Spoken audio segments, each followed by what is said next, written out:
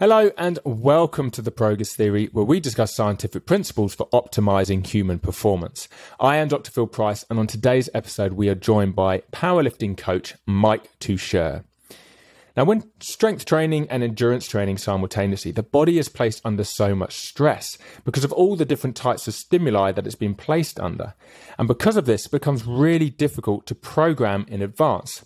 You have to auto-regulate your program to account for the fact that you'll probably respond differently to all of these different types of stimuli. In this episode, Mike and I discuss the use of a subjective measure, the rating of perceived exertion, the RPE, for strength training, and how we can utilize it to account for the different ways we respond to strength training. As always, follow The Progress Theory on Instagram, YouTube, head to our website, theprogresstheory.com, and have a listen to all of our other episodes. Here is Mike Tuchscherer. Hi, Mike. How are we? Good.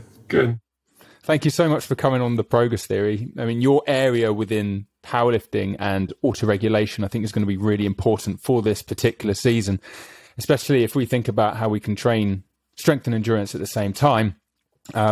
We need to, there's so many different stresses coming at you at one point. So your ability to auto-regulate with your program, I think, is essential. So your ideas around auto-regulation and something we'll go into regarding RPEs, I think it's going to be really invaluable for this podcast. So thank you so much for coming on. Man, my pleasure. I agree with you as well.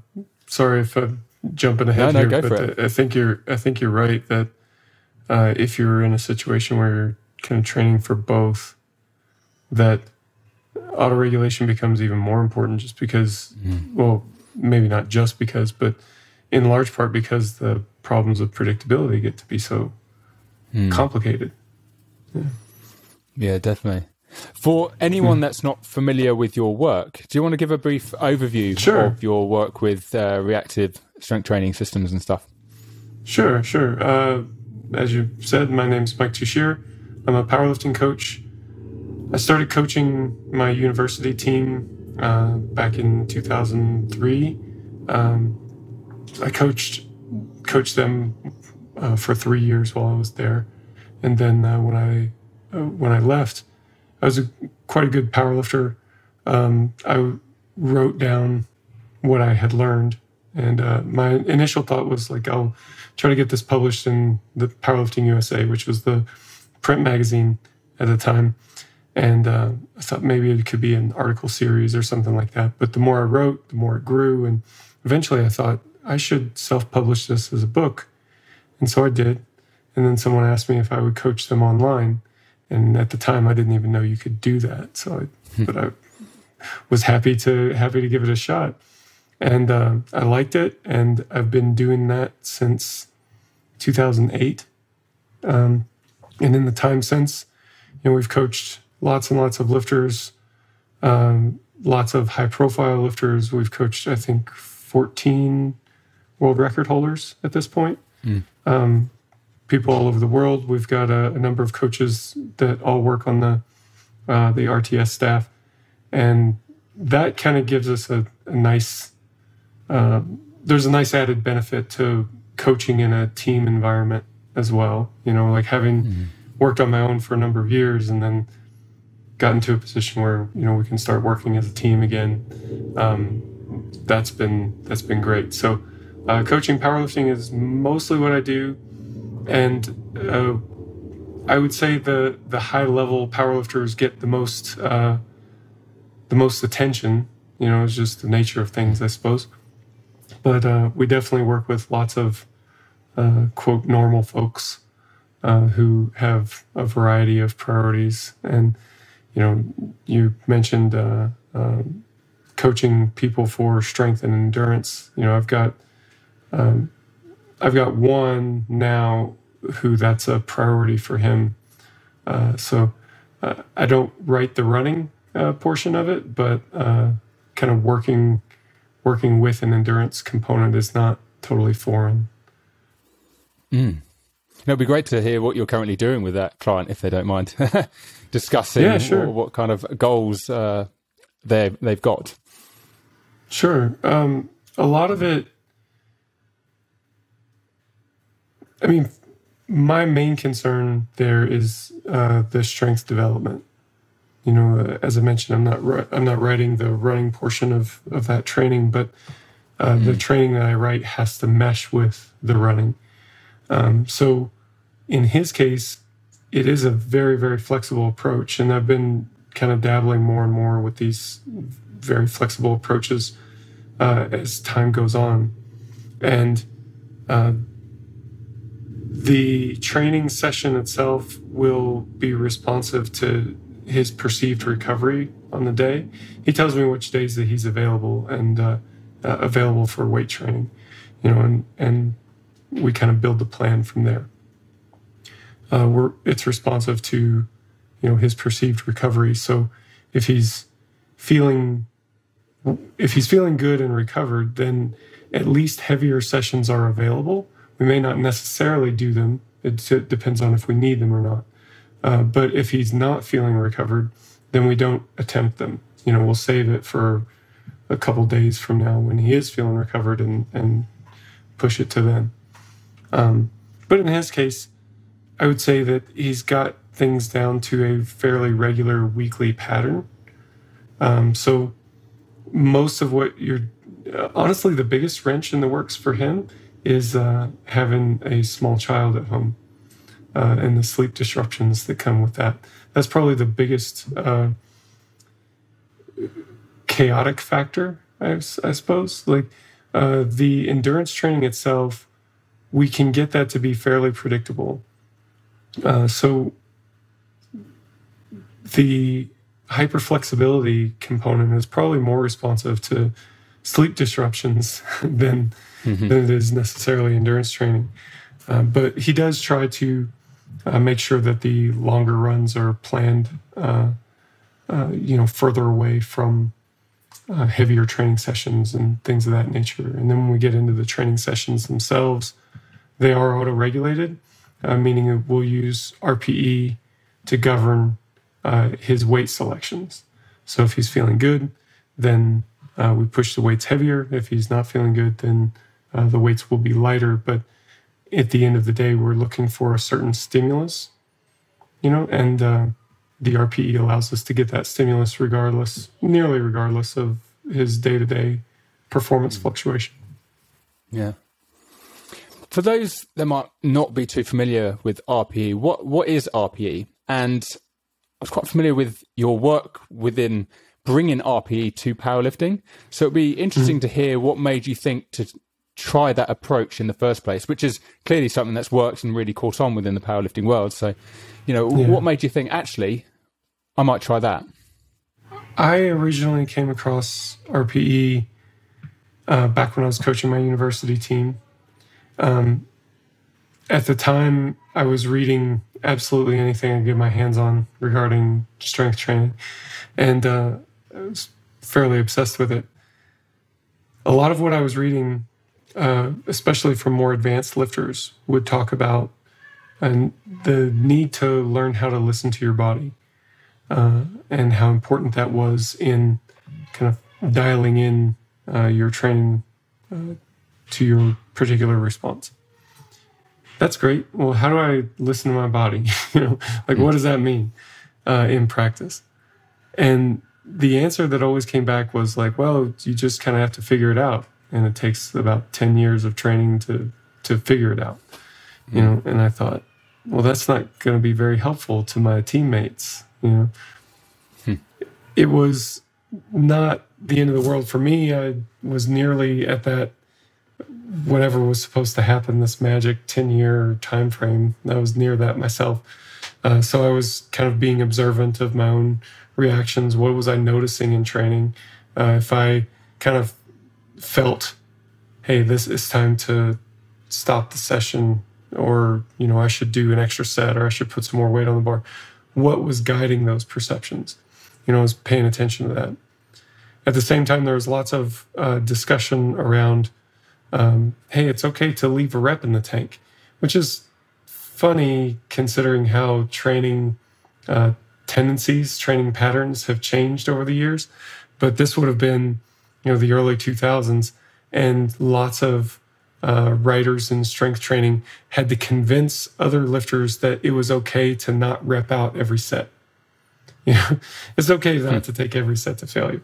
And now I would say the pattern is quite the opposite of that. That people, seldom take reps to failure.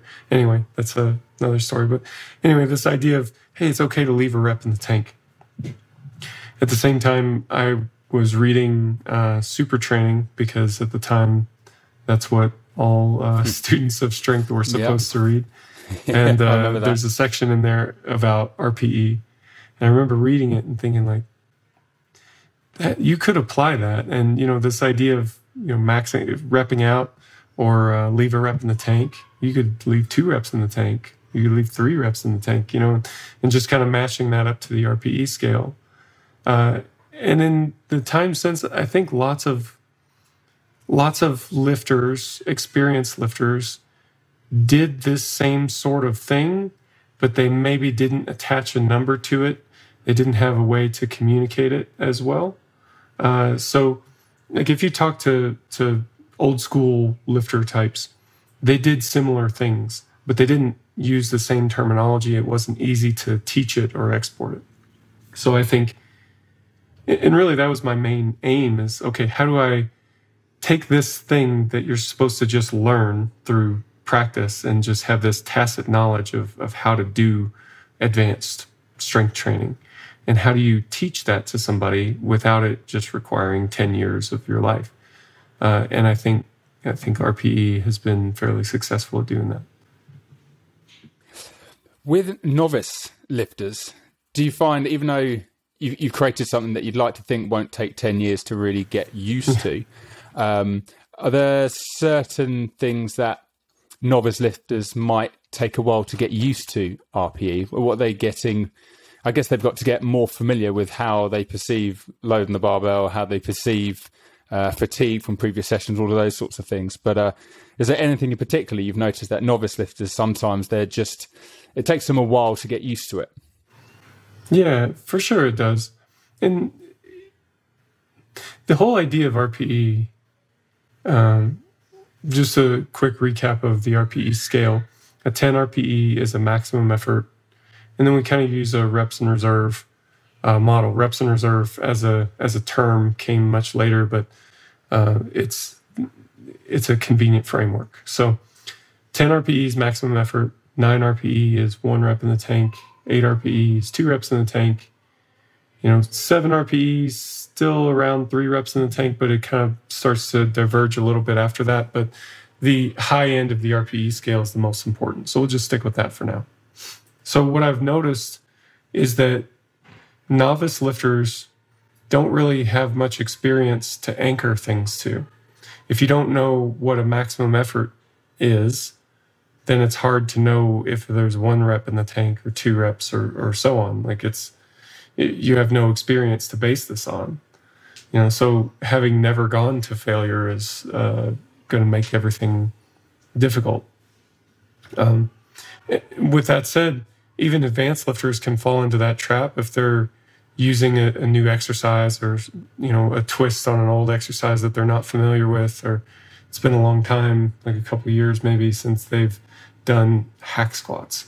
And so their rating may not be quite as dialed in. That's okay. The important thing is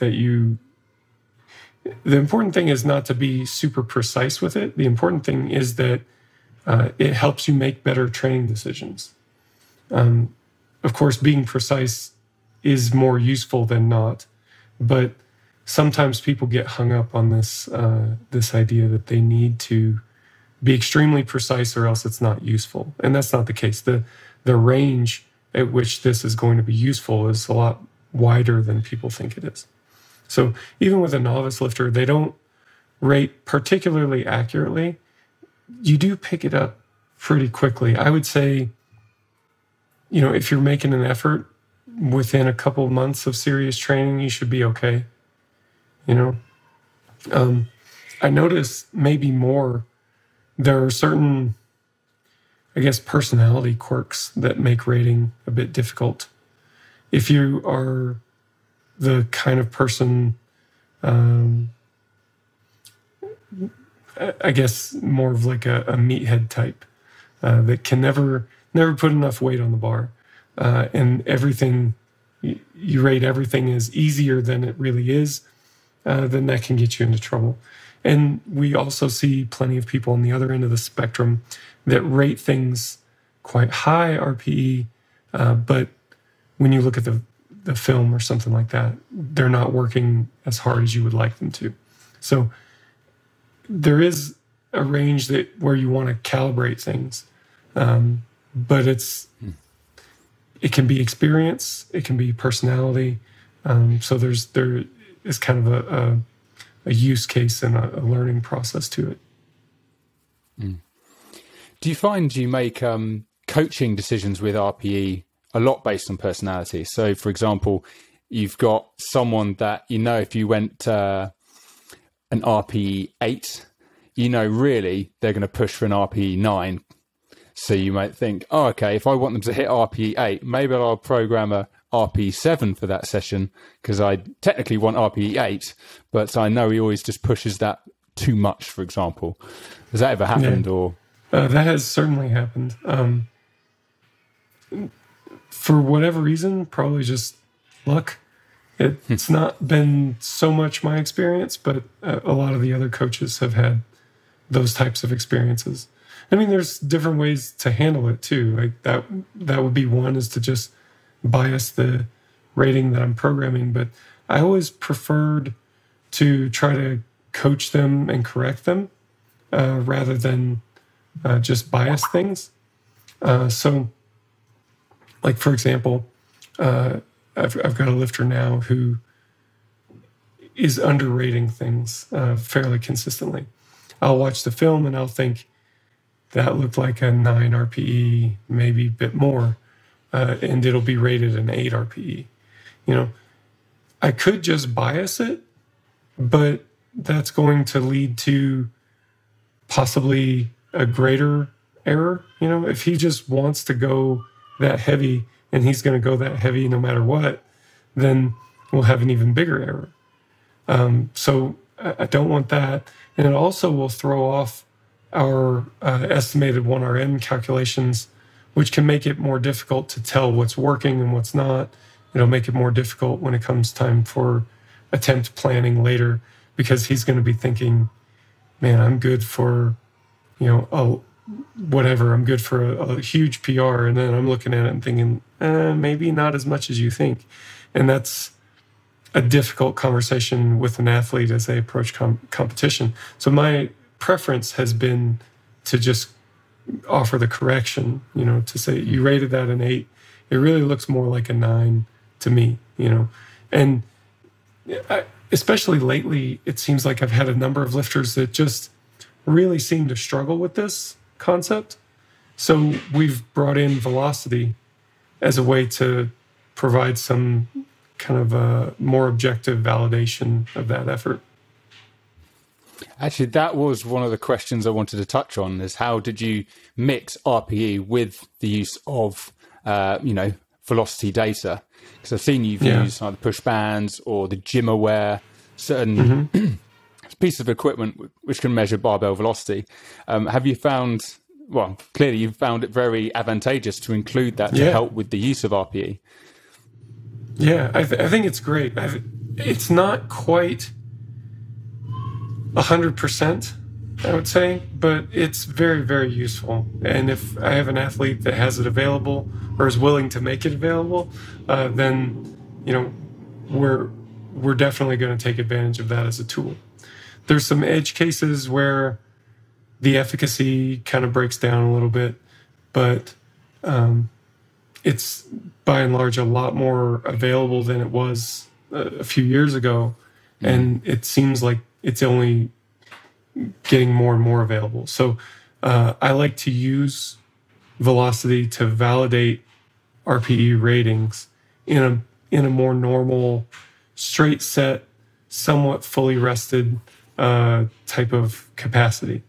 If you're doing like multiple sets with short rest intervals, or you're doing very high repetitions and things like that, then it's going to be a bit less accurate than you can be subjectively. But in, I would say, 80%, 90% of a powerlifter's training, it provides more granularity than you could have with your own subjective perception. Mm.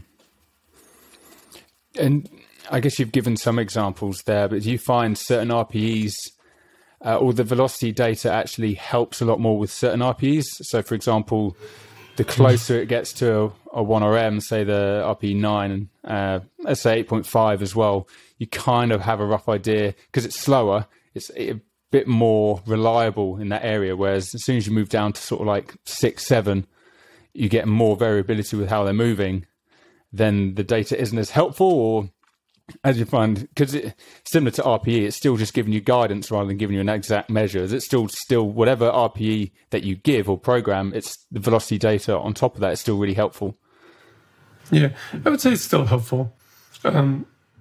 It's giving you a discrete number, and it's not. One issue that we've had in the past that we see sometimes is if you want somebody to do something at very low RPE, say a 5 or 6 RPE, it's hard to differentiate that. You know, how many reps in reserve is that?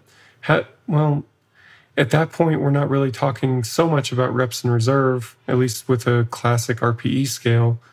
It's more about bar velocity. And even if you did choose to use a strict reps in reserve definition, it's still difficult. Like, did you have 5 reps in reserve, or could you have done 6? Well, it's hard to tell at that range. Velocity does give you a discrete range to aim at. Like, you'll be able to decide up front, I want the bar to move between 0.28 and 0.30 meters per second, and that's what it is. And if it's too slow, then we take weight off. If it's too fast, then we add weight. So it's very helpful at auto-regulating at low RPEs, submax effort sets. It's also very helpful at high RPEs. I would say where it breaks down is if you're doing very high reps, say like 20 plus reps, or if you're doing multiple sets with short rest intervals. So imagine you're doing like repeated sets of 5, and your first set is like an RPE 7. Imagine you're doing bench press. Let's do bench press. You're doing repeated sets of 5 at an RPE 7, or the first set's an RPE 7, and you're doing it on like a 1 to 2 minute rest interval, and you're going to do 8 sets. By the end of that, you'll accumulate fatigue. The bar speed might still be fast, but if you were to continue, you'll notice that it drops off quicker than it does if you were fully rested. You know, so normally, if you're fully rested and you took that same weight and you did an AMRAP with it, each rep gets progressively slower and slower until you can't complete a rep anymore. And that is going to descend at a certain rate. Let's say it's like this nice, even descent. It's not quite that, but you get the idea. We're talking about numbers, which can be a little difficult sometimes. What you'll notice if you're in that short rest interval scenario where you're a little bit fatigued is that the drop-off is much more sudden. That it'll be fast, and then you really struggle with 1 rep and there's nothing left. You know, so you could, in theory, I guess, account for that using velocity, but it really gets to be quite complicated in terms of when you would invoke which velocity model and so on. So it's just not something that I think is worth the effort at this point. Okay. It isn't something where if it was like a sudden drop, you think, okay, that's when we stop. You're almost utilizing the velocity to just give you an indication of, you know, that's when we'll finish the work on this particular exercise. Or is it? Yeah. You Was could it really just, you could do that yeah. as well. Okay. I mean, there's so much utility there, and the more that you look at it and think about it, the more it will make you question some of the fundamental concepts. So the model that I tend to use with velocity is I will correlate velocities to an RPE. So I may do some testing and find that I'll have a certain range that's a 10 RPE, that's a 9.5 RPE, and so on. But that's only going to be as accurate as the input data was, and those things tend to be fairly robust. But I do kind of go back and update those charts maybe once a year just to make sure that they're tuned up. Okay. So you don't do that for each individual powerlifter. You'd have like normative data for all the powerlifters that's going through your gym and your business. No, you would need to do it for each individual powerlifter and each individual lift, which is another thing that sort of complicates velocity. It's great if you're kind of a data nerd, which I would put myself in that category, and you're willing to accumulate that data and make the correlations and keep that stuff updated. That's great. If you're not, then probably sticking to RPE is a better solution because it's a little bit more robust. It doesn't run out of batteries. You just learn it, and there's not a whole lot of conscious upkeep that needs to happen. Say I didn't use velocity, I just focused on the RPE. How would I go about progressing over, let's say I have some kind of mesocycle over 8 weeks, and I'm just looking to improve my bench and my squat. How would I normally try and progress the RPE over those 8 weeks? Do I start low and progressively get, start at like 7, 7.5, 8 and go up that way? Or do you have more of like a wave function with the RPE? Or I guess this is very context specific, this question, but how do you typically try and progress RPE? So for me, I would put that under the strategy of the block. So we've done all different ways of doing it. I would say the default way to do it now is to keep the RPE constant. So you would decide what kind of, we would call it a protocol. What protocol gets you the training effect that you're after? And maybe that's 3 reps at an 8 RPE. You would do 3 reps at an 8 RPE in that slot each week, progressing through the block. And now, as you get stronger, the weight that you're able to use for 3 reps at 8 RPE goes up. But it's still 3 reps at 8 RPE because that is a particular stimulus. That training load, your body doesn't necessarily know the weight on the bar. I mean, that's a bit of an oversimplification, but if you think about it from the perspective of a muscle, it's tension and duration. So in a way it is kind of the weight on the bar because the weight on the bar is going to determine the contraction velocity. But whether it's plus 10 pounds or minus 10 pounds is the main thing is that tension and duration for the muscle and the practice of the skill. It's the same thing, tension and duration from an overall coordination standpoint as well. So by keeping that rep and RPE constant, it's the same stimulus. And when we develop a training block, what we want to do is to choose a stimulus that we have a good reason to believe will give us the results that we're looking for. And we continue to use that stimulus over the course of the block. And we're monitoring the athlete's results as they go through. And that teaches us something, So if we do triples at 8 RPE for you and you get a lot stronger, then that tells us something about your body's response to triples at 8 RPE. And conversely, if you don't get much stronger, then that tells us maybe that's a protocol that's not working for you. And then we can start to uncover why. But from a practical standpoint, from an implementation standpoint, kind of identifying the phenomenon first is important, probably the most important. It really makes sense to me, because it seems that when a lot of people write programs, they're so desperate to change things week by week, and you don't really know if you've actually adapted from the previous week because you've just changed it. So yeah, doing the same thing over and over again and increasing your performance and things like how it's perceived, to how you perceive how you've lifted it, you know, the velocity that you've lifted it, makes complete sense. So yeah, I think that's a really, really good way. It's interesting what you were saying about how, like, that's a particular protocol, say 3 reps at RPE 8. Can someone poorly respond to that protocol, and then you do something like 8.5 for 2 reps, but they respond really well, and it's like a difference between 1 rep that they end up, sure. you know, their ability to respond to it is completely different, despite it being quite very similar. I've seen the weirdest things when it comes to individual response patterns, and it may not make sense from a pure physiology standpoint.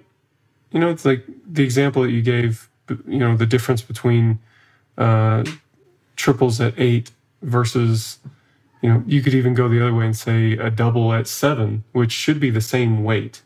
You know, there's some differences in contraction velocity, but it's fairly small. You know, we would compensate the volume, so that would be a small difference, if any. But you may still just respond better. I can't help but think that there must be a significant psychological component to this as well. The more I do it, the more I notice things that I can't really explain except to invoke psychology, just to say that, you know, a lifter's, well, feel free to stop me if I'm going too far in the weeds here, but this is kind of a strange scenario. We determine our block length based on the individual's response. So your training block is, how long will it be? Well, we're going to monitor how long you're responding to that training, you know, and that tends to be fairly robust as well. You'll have some people that peak in 4 weeks, some people it's 5 weeks or 6 weeks, sometimes it's 3 weeks. I would say the range tends to be 3 to 8 weeks. And I've had a couple people go past 8 weeks, but it really gets unwieldy at that point. So you try to do some other things to shorten that time frame. And probably 4 to 6 weeks is average. You know, so someone responds to a given stimulus for 4 to 6 weeks. So then let's say for you it's 5. What makes it so that you respond to this for 5 weeks, but not 6? What makes it reliably that 6th week is a decrease in performance? And I've got to think that on some level, attention is a major player, you know, and subjectively, I can tell you that, like, I'm a powerlifter, so I like the things that I do, and I like lifting weights. And even if it's the same thing over and over, it's more weight than it was last week. So I like that, you know, and I'm attentive and engaged. It's more weight than it was before. So that's interesting to me. But then suddenly when it's not, the training gets very, very boring. You know, like it's like everything is great until you get to that peak condition. And then suddenly the psychological experience changes. You know, now this feels boring. And so we make a bunch of changes to the training. We go into a pivot block, and then later another development block that's different. But we can talk about that another time, maybe. The point being, that psychological experience, I feel like, must be pretty important.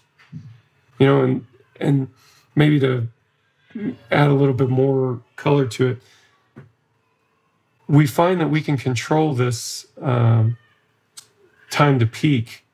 Well, not control it, but we find that the time to peak is related to the number of exposures to a stimulus.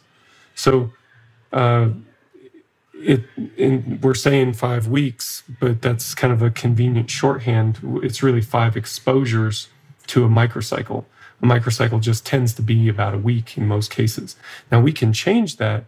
And if we did 2 microcycles in a week, we would still find that you peak after 5 exposures.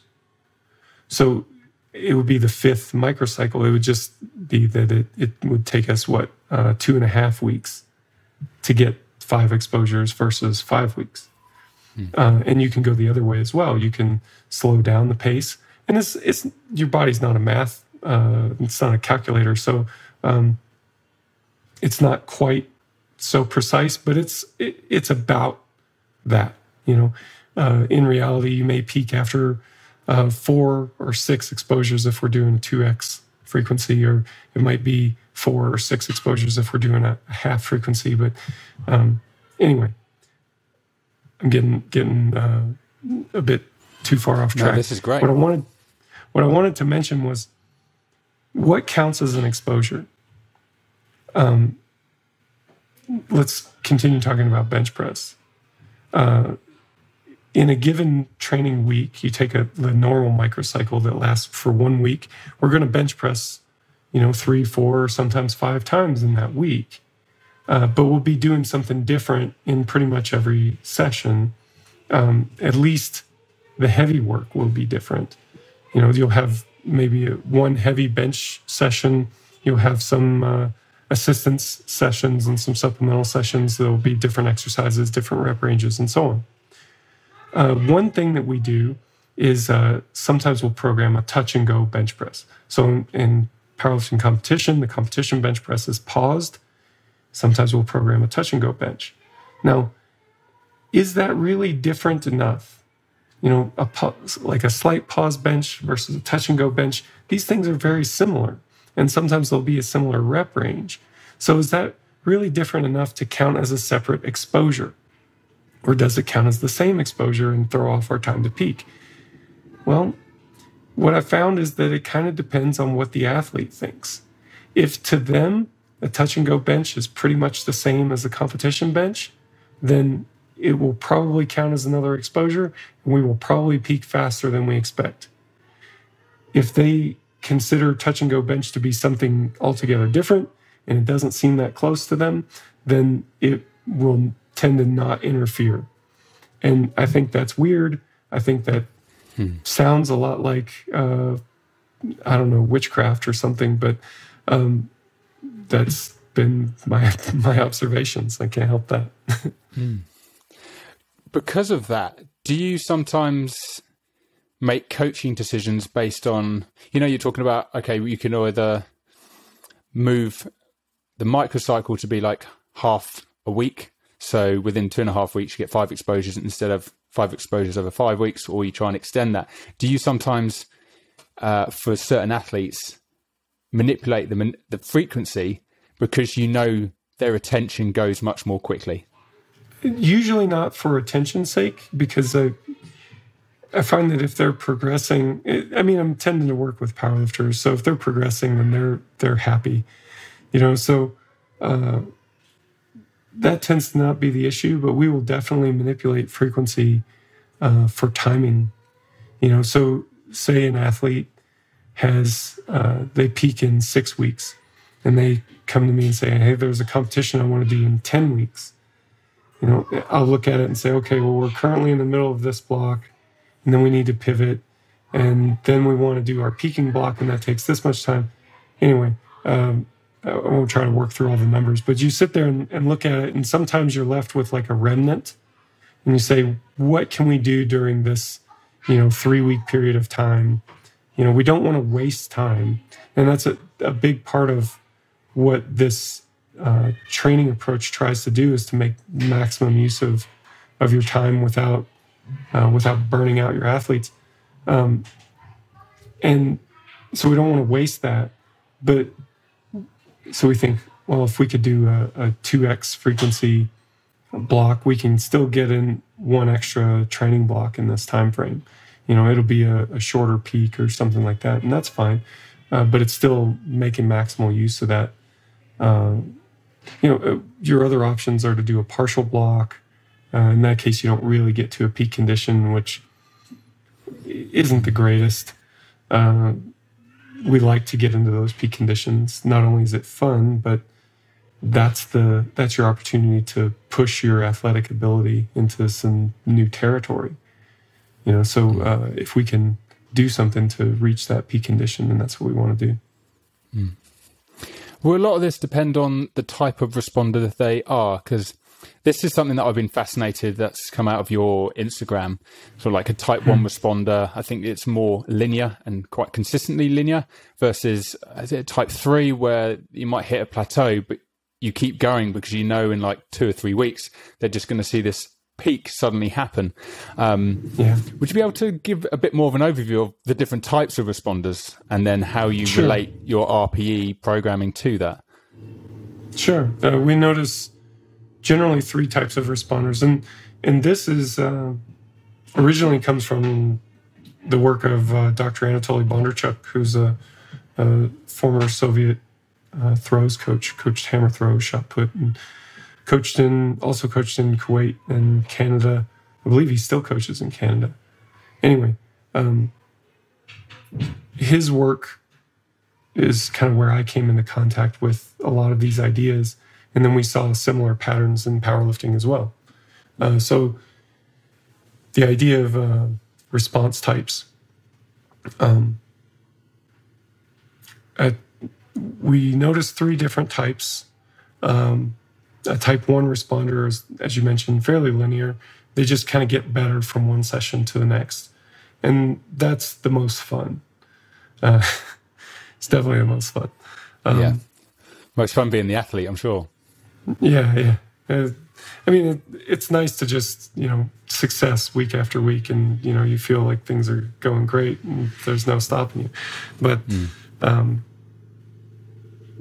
that's great when it can happen, but this is also something that I think, as of right now anyway, is outside of our control.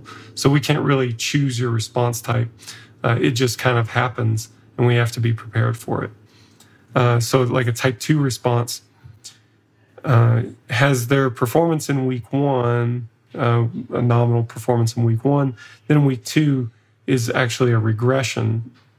And then week 3 sees a return to baseline or thereabout. And then from there on, week 4, 5, and so on would be progression. So a small dip in the beginning and then progress thereafter. That one is slightly less fun in the early stages, but after that, you're pretty much in a similar pattern to the type 1 guys. So that can be fine. Type 3 is probably the most difficult to cope with, and that's what you mentioned earlier, which type 3 is kind of this static sort of performance where nothing much seems to be happening. Performance is fairly flat from week to week until the very end of the block when there's a sudden peak. And there could be like a small dip before that peak as well, but the main feature is that it's this kind of long, flat phase in the beginning of the block. And it doesn't have to be perfectly flat. There's always some variation, variance in your performance, but pretty much not a lot of improvement, definitely not clear trends, just a little bit up, a little bit down, a little bit up, a little bit down, but it's fairly flat through the beginning stages. And that one's difficult to deal with because you're doing this training, you're working hard, but you don't have anything to show for it until the very end of the block. And it's also worth noting that part of the reason that's difficult is that there's not a guarantee of the payoff at the end. Are you in a type 3 response block, or is this just not working? Well, you kind of have to go to the end to find out. So that's not a lot of fun, but knowing what your response type tends to be, it's not always the same, but kind of knowing what it tends to be is helpful. just to give an example of that, I was working with a lifter. She's preparing to go to the World Championship, and we're about 3 weeks out from the World Championship. So kind of this critical training stage where everything should be coming together. And she had a really bad training session. And she sent me a message, was, not crazy upset, but was definitely bothered by a poor performance. But I was able to go back to her training data and show her the patterns and say, look, this is normal for you. You always have 2 sessions of improvement and then 1 session down. 2 sessions of improvement, then 1 session down. So here we are 3 weeks out. This is your down session. And from here, we're going to have 2 up sessions. And that final up session is going to end at the World Championship. And sure enough, that's what happened. She had a fantastic day at Worlds. But it's much easier to get that buy-in, and it's much easier to look past those difficult moments when you have kind of a clear established pattern that you can go back and refer to and say, oh yeah, this always happens like this. I can just, keep the faith and it's going to be fine. Or if this is not normal for you, maybe you can take some sort of emergency action and try to salvage things. So knowing is better than not knowing. Yeah. So perfect example of why collecting and monitoring data of training is so important, because you never know when you might need to refer back to it to get the athlete's buy-in of why you're making a certain decision. Absolutely. I tell people it's like investing. It's like retirement savings, that you have to collect it before you need it. Yeah. With the type 3, say the athlete was relatively new, how long would you be willing to wait of that plateau until you think, actually, this isn't working, let's pivot? Or, is there like a rule of thumb, like I'll wait 4 weeks, if we see nothing by this time, I normally move. No one's really ever peaked after 4 weeks. So anyone listening to this has a similar example and they're starting to wonder, oh, wait, did we change too early, or should have waited, right, or, those types of things. I would go, if this is your very first block and you have no idea what your time to peak would be, I would go for 8, because some people do peak rather late. It would be an unfortunate situation, just psychologically difficult, I suppose, to be a type 3 responder with an 8-week time to peak. That's a lot of time of just buying in. But I would look for 8 weeks just in case. Hopefully that's not the case. But the other thing to keep in mind is just the athlete's psychology as well. If they have become frustrated and they're no longer interested in the block, then I'm not going to continue to force that. I don't think the things that we'll learn from kind of seeing it to the end would be worth the price of the athlete's buy-in. It would not be worth the athlete's trust. So if they're struggling mentally and they're thinking like, hey, I really don't know if this is working, I'm just kind of spinning my wheels here, then I may, change it early. We may try a different approach, see if we can get some other way to get this information. If anyone's is strength trained but never really used RPE, or certainly not used RPE this consistently over time, what would be your recommendations for someone new to it? How would they go about starting programming, utilizing RPE to really develop their strength training programming? To start with, I would just continue doing whatever you're doing. Just practice rating the RPE. Just rate it down. And at first, there will be some variance, and you won't feel very confident with it, but keep practicing, and that goes away. And at some point, somewhere in the future, you'll have this experience where you're about to do a workout, and let's say it calls for 80% for sets of 4, and you think this is always a 7 RPE, but today it's feeling more like a 6 RPE. It's definitely feeling easier than normal. I wonder if I should move the weight up a little bit. And when you start having those thoughts, then it's time. It's time to move to a program that, is more reliant on your perceptions, that allows you that type of autoregulated behavior that will account for that sort of thing. Because you do have these sorts of variations in your performance. And I'm of the mind that your long-term performance is a result of the sum of your short-term performances, something like the sum of your short-term performances. So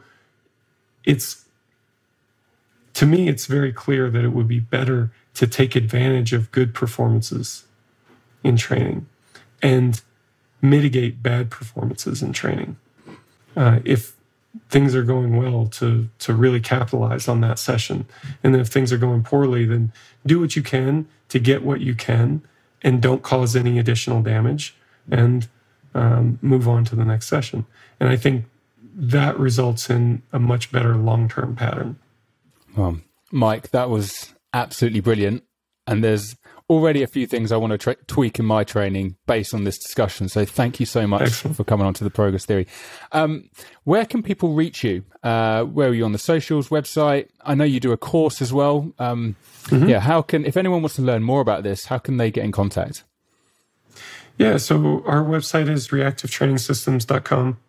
We have a free training log on there as well that we're kind of constantly developing. So if any of this stuff is sounding interesting to you, we've developed a whole bunch of tools that help you get information back out of your training log. The whole point is to help you make better training decisions. And that's available for anybody to use for free on the Reactive Training Systems website. We also do have a course, and there are several courses actually, but the one that's coming to mind related to this conversation is the Emerging Strategies course. If this kind of programming conversation is interesting, then the Emerging Strategies course is definitely worth checking out. It goes into a lot of depth. It's very how-to oriented. How would you implement this in a practical scenario? And those are the main things on the RTS website. Again, that's reactivetrainingsystems.com, but feel free to reach out to me. Instagram's probably the best place. It's just at Mike Tuchscherer or at Reactive Training Systems. Either one works. Brilliant. And also I have to say your podcast as well. I've learned a lot from your podcast, and I really love the conversational atmosphere it brings. You just clearly there's usually about 3 or 4 people there who just love talking and lifting, and just from that conversational nature, it just feels great. You learn so many little nuggets that can really help with your training. So I'd recommend anyone listening to this to check out that podcast as well. Fantastic. I appreciate that. Brilliant. Right. Cheers for everything, Mike. Thank you. Thank you.